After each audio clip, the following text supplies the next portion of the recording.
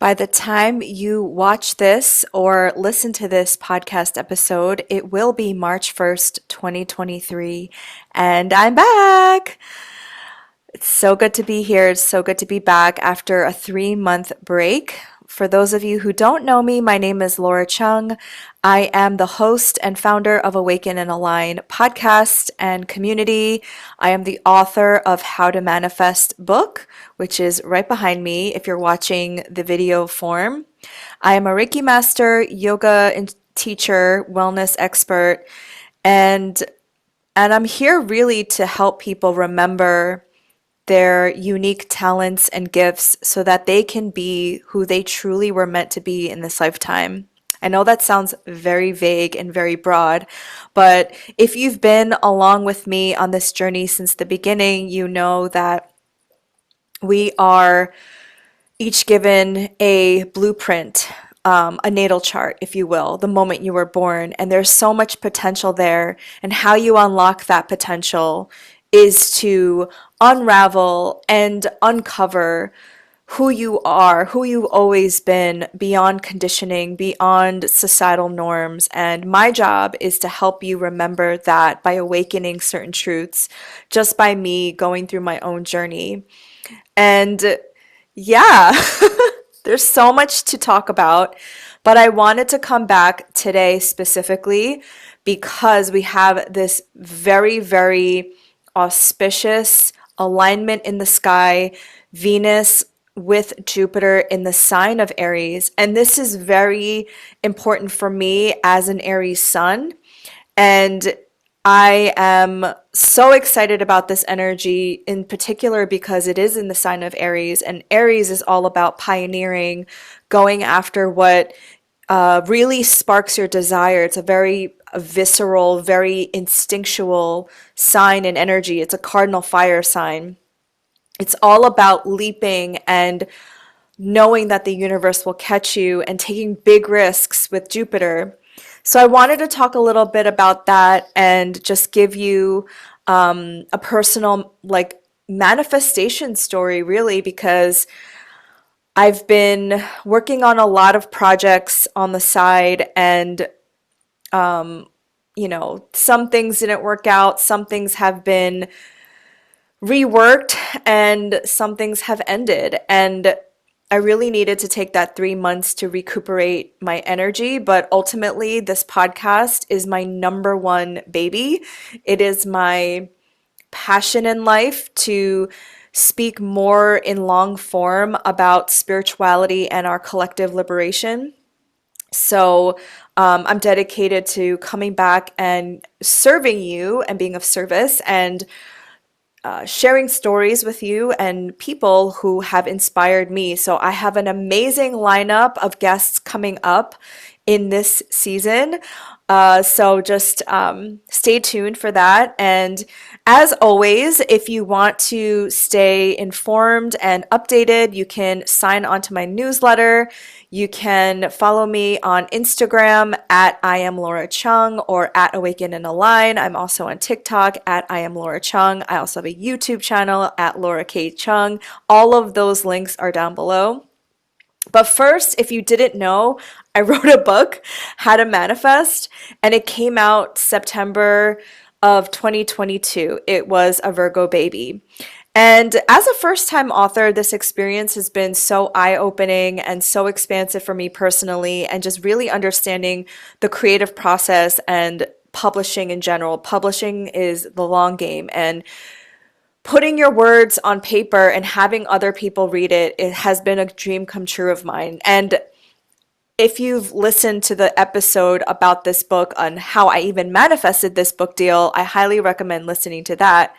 But the anecdotal stories that I wanted to tell you was because, once you launch your book, once it's out there, sometimes books kind of fade and fizzle out, and then others gain popularity later on. And so this is more really a story about the fact, well, first of all, the fact that manifestation works. And the second one is to keep believing in yourself, in your dream. All right, so let's start with the story. I met with my editor, Kate Zimmerman, and if you're listening to this, hey Kate, you probably didn't realize I was going to share the story, or maybe you did because I have a podcast. But I met up with her a few days after the new moon in Aquarius, which happened this year on January 21st, 2023. And the reason why this particular new moon stood out to me based on my own natal chart because I look ahead and look at all of the new and full moons and all of the aspects that are going to take place in 2023, and I mark down the ones that are going to be triggering my own personal chart. So this one was a big one for me because I have my moon and Venus in Aquarius in the third house, and I'm going to explain to you what it means so that you understand like how significant this is. So I'm a night chart, so the moon is my luminary, and because I'm a night chart, Venus is my benefic. If you have no idea what that means, don't worry. It just means that the moon and Venus, specifically for me in my chart, is important. And they're in the sign of Aquarius. And Aquarius is the sign of community, of technology, of, I would say, social media, especially in the third house where the moon has its joy. So the moon really likes being in the third house of communication, of the neighborhood, of social media. And I have my part of fortune at 1 degree of Aquarius, and this new moon was going to be exactly conjunct that. So I knew this was going to be a big deal for me, specifically on setting new intentions of how I'm going to like communicate on social media. How am I going to communicate what it is that I'm doing from an authentic place? Because Aquarius is all about radical authenticity. And I mean, it's social media has been such a huge part of my life because I have a podcast. All of my business is online. So being a good communicator and having a social media presence is very important for me. And it's also how I connect with people in the broader scale. So I set an intention that day and I started actually a 40-day journey on YouTube, every day showing up and doing a day out of the book. And, that's not some days I didn't want to wake up early. Some days I just wanted to sleep in. But like Saturn being in Aquarius for the last time for 30 years, I knew I had to be disciplined. Saturn rules discipline and structure. I knew I had to do this for 40 days to give an offering to Lord Saturn, who is the Lord of Time. So I did that on the new moon. And then a couple days after, I met with my editor, Kate, and we talked about book sales and how my book was doing. And good news, she said that my book is gaining momentum even after it was first published in September, which is great news. And I said, what can I do to increase sales, or is there anything I can do? And she said, keep doing what you're doing, keep creating the content, bringing awareness to your book, and distinguish like why your book is different than others, because there's so many manifestation books out there. This is a topic that has been covered and covered again. And what I think makes my book unique specifically is that I really believe that we're not manifesting the things, we're manifesting a state of being. And most of us want to be safe, secure, and happy. So we're actually manifesting those feelings. And the things are the tools and the vehicles in which we think that those states of being will get us. And also, manifestation is our birthright. So if that's the case, then the disease is that there's a core belief that is not in alignment, right? Is not healthy. And we have to look into what that is. So if we're not manifesting, that's like the physical symptom of something that's like deeply wounded in our core beliefs and our values. That's what I believe manifestation is. I believe we're all co-creators with the universe. So, then she said, well, the way that you get more book sales is if more books are printed, because I think, with first time authors, they print a certain amount of books, and then if it does well, they order more. And all of these things, the printing of the more books, the people and customers finding my books, that's a little bit out of my control. That's at the whim of the booksellers, more specifically Barnes and Nobles, since they are the parent company to my publishing house. And she also said that when your book is at like the end table where people can see your book, that's like that increases the chances that people will find your book. And again, that's out of my control because I'm not the individual manager of these Barnes and Noble stores. And, that's out of my control. But I did tell her I wrote a book about manifestation, so I believe in the power of belief and visualization. So when I got home, I visualized every day until the full moon in Leo, and Leo is the opposite sign of Aquarius. So you have the new moon in that sign in that season, and then you have the full moon in the sister sign of the preceding new moon. I hope this is making sense. And Leo rules my ninth house of publishing. So I knew that I can really manifest something quite quickly since this was going to happen in such a profound house of mine, which is publishing and being known for being a writer and X, Y, and Z. There's other things that it denotes, but more specifically, I wanted to manifest more people finding my book. So those 2 weeks that I was visualizing, it was a little less than 2 weeks. I was visualizing, I was sending Reiki energy to the books, I was sending good vibes, and I was visualizing the people in the bookstore finding my book serendipitously, like either they were attracted to the title, my name, the colors, the topic, and I felt in my body the energy that would be imbued in them by them reading my book. They would see manifestation in a different way. They would have an aha moment that maybe they didn't have before because every day is a different exercise, which in order to create change, in order to manifest something, you have to take daily inspired action. These thoughts just can't reside in your mind as like intellectual thoughts and logic, right? You have to actually be the thing that you want, be the thing that you want to manifest, because you don't manifest what you want, you manifest who you are. And when you change who you are internally, that's what you manifest. So just a little manifestation 101 here. So I did that. I visualized that every day and I felt it in my body and I can feel the people, right?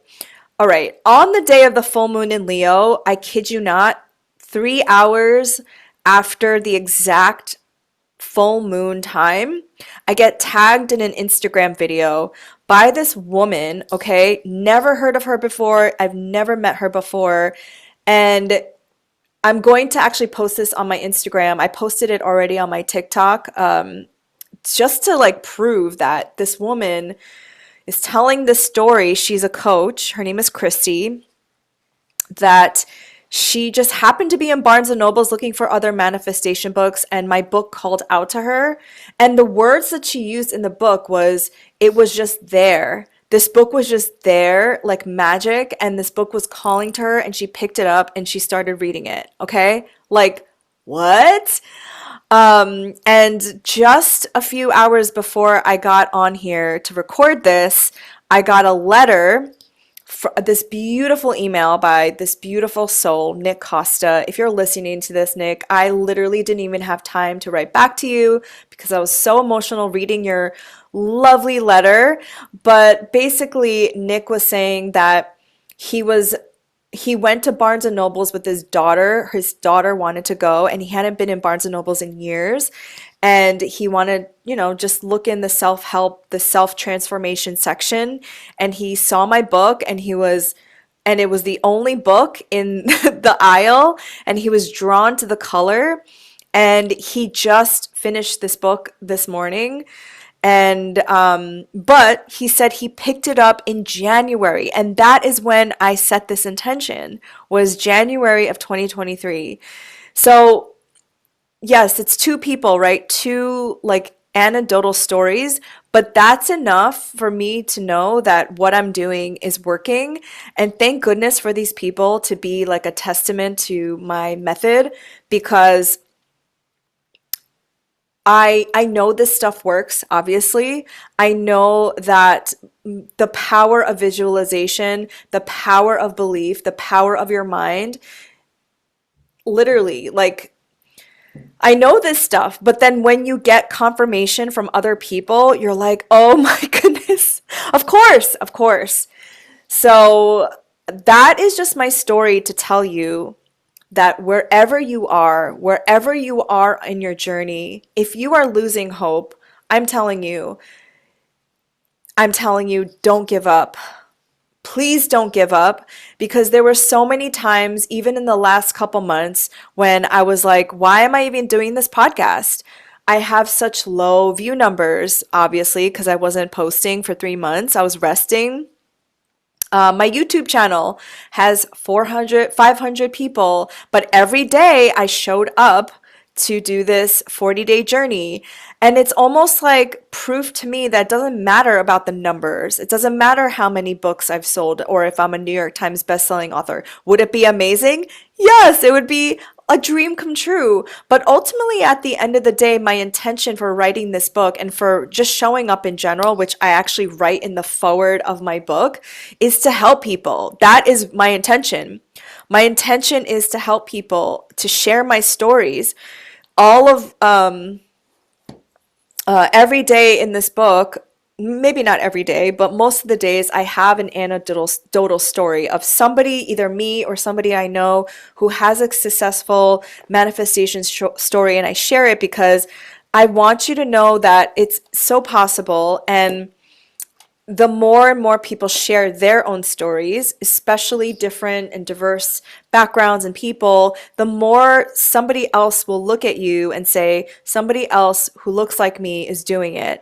And I just have to say, I'm filming this, recording this on February 22nd, 7th, and the SAG Awards was last night. And just listening to the cast of Everything Everywhere All at Once speak about, being Asian and not having representation, and then being the first Best Actor award winner, Best Actress award winner. Just again, it reminds me that things are changing, and it's up to us to constantly remind ourselves that maybe the timing won't be in our own timing, but eventually things happen in divine timing. And damn, divine timing sometimes takes a really long time. but I'm reminded that there is this like invisible thread that runs through everything in this universe. And don't give up on yourself, is what I'm saying. You will be seen, you will be heard, your work will be noticed, people will want to learn from you. And so I wanted to share that story because this alignment in the sky and March in general, I've been saying March was like this huge energetic shift since like last year. And here we are, March 1st, 2023. It's happening. It's happening. There's no going back. So Venus, I want to talk about this alignment in the sky because I've been looking forward to this like since last year. And again, like I look ahead and I see what alignments and what astrological transits will affect me personally. And I've been looking forward to this one for a really, really long time. This is one of my favorite ones because Venus and Jupiter are the two benefics. They're the fortunate ones, right? So Venus is the planet of like attracts like. It's what we like, it's what we're attracted to. And it brings in people, and it's a relational planet, and money and beauty and all the beautiful things in life. Jupiter is the greater benefic. It is the biggest planet of our solar system. It's a protector. It helps space debris not hit Earth. And it is a planet of generosity. So Jupiter gives you abundance and all these opportunities, knowing that one day somebody in the spot that you once found yourself in, you will help them out. You will give them a leg up, a hand, a lending hand, if that's a saying. And knowing that that's the law of reciprocity, the law of giving and receiving, the law of cause and effect. And you do that because you're fortunate. And I am ruled by Jupiter. I'm a Sagittarius rising, and I'm constantly reminded of how lucky I am. I'm always in the right place at the right time, and I'm always showered with abundance. And in return for that, I do this podcast. I share random information that might help you. I share my life story. I share all the things that I'm going through, the ups and the downs. And I share content constantly for free on TikTok, Instagram, and YouTube because I want to give back to the people who might be in the same situation as I once was, maybe a month ago or a couple months ago or a year ago. And that's my way of giving back to Lord Jupiter, who is the greater benefic. And so the two in the sky coming together, and you could see it right now in the sky, like they're the biggest stars in the night sky, and it's so freaking magical when you look at it. And in the sign of Aries, Aries is ruled by Mars, and Mars is all about getting after your desires. It's like taking action. It's the opposite of Venus, which is all about like, oh, I'm going to receive all the beauty. Mars is like, okay, I want that. I'm going to go get it. So Venus in a Mars ruled sign is said to be in its detriment, which means that Venus is a little bit different than how Venus was in Pisces. Venus in a Mars ruled sign, which is Aries, is like, I want my own freedom and I want what I want. And it might not be in a relationship because Venus rules the sign of Libra, which is the opposite sign of Aries. And Jupiter in Aries is, I want to expand my horizons. I want to do what I want to do and take action in a big way and get after all the opportunities that are presented to me. And so this is a very emboldened energy in the sky. This is like, I'm going to leap and I know the net will appear. I know the universe will catch me. I know I'm always taken care of. And take it from an Aries sun, which is me. I tend to take action before I plan. I tend to take action before I fully think things through. And sometimes that works out for me and sometimes that doesn't work out for me. It's like that saying, fortune favors the bold. You can only reap the benefits of the risks equal to the amount of the risk you take. And I would say that, you know, depending on your constitution and your personal placements, some people might be really comfortable with this energy and others might not. You know, if you're a sign like a Virgo or a Capricorn or a Cancer, you might not like this energy. You might be really stressed out about taking action without being fully prepared, without fully having the plan laid out and feeling comfortable and feeling safe. But I would say, like, fire signs, they have, especially Aries, it's instinctual. It's like you know before you know. I know they say water signs are the ones that are super intuitive, but I would venture to say Aries is super intuitive. It's like you just know stuff.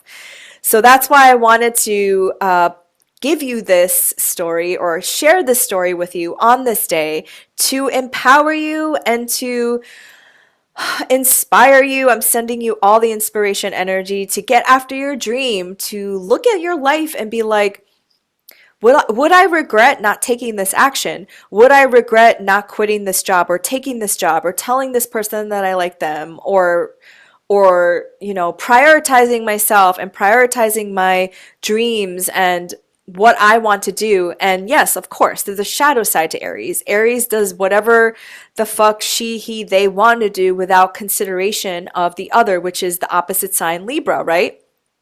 But I have to say that that's where you balance this energy. You can't just do things that you want without knowing that it might harm somebody else.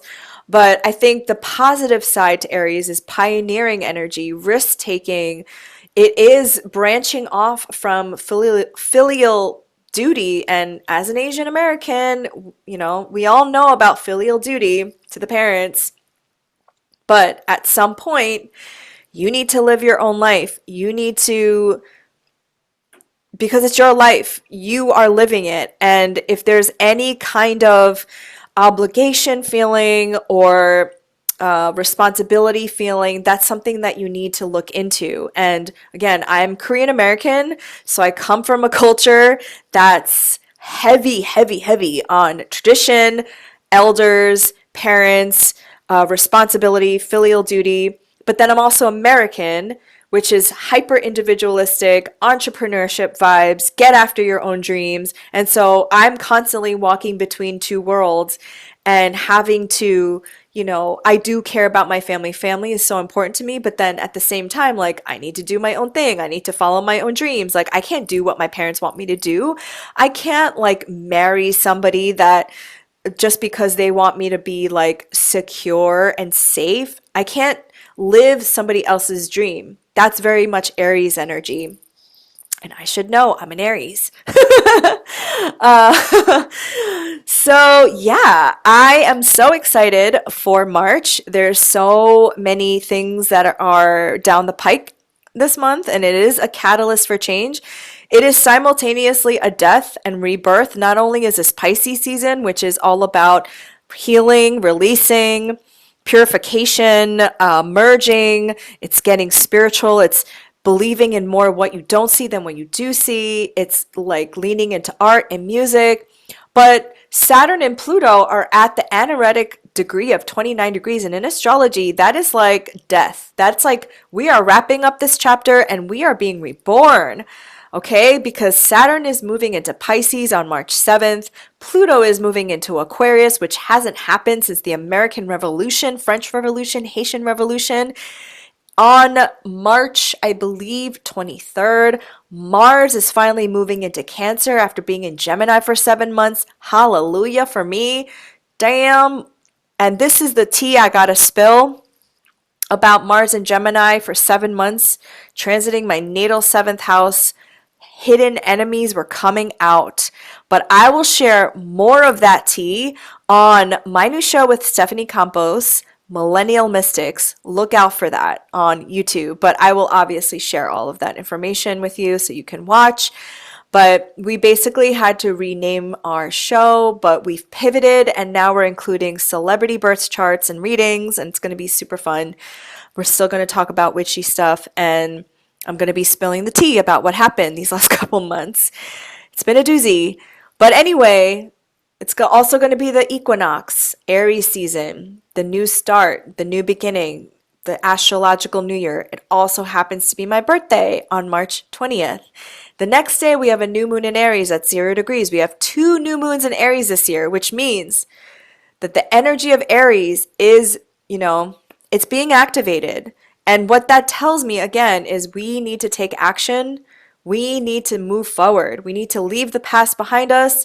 And we need to move forward with all of the integration, all of the lessons we've learned in the last couple of years, more specifically since 2020, when Saturn moved into Aquarius, and then 2017, when Saturn moved into Capricorn. We've been in back-to-back Saturn-ruled signs, and Saturn, how heavy was that? I even looked at my Instagram feed and I noticed that just recently I went to Cartagena, Colombia.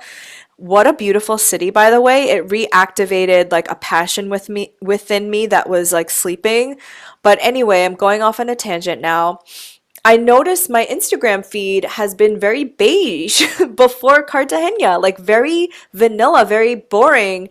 Not boring, but just like beige. And that's like a signature of Saturn. Saturn makes us feel a little depressed. It makes us feel fearful, contracted, constricted, cold. And now with Saturn moving into Pisces and all of this change happening, hopefully the color will come back, the music will come back, the creativity will come back. I'm looking forward to it because I feel like, again, I'm a Sagittarius rising, so I need travel for my spirit. I do. And not being able to travel during the panorama was really hard on me.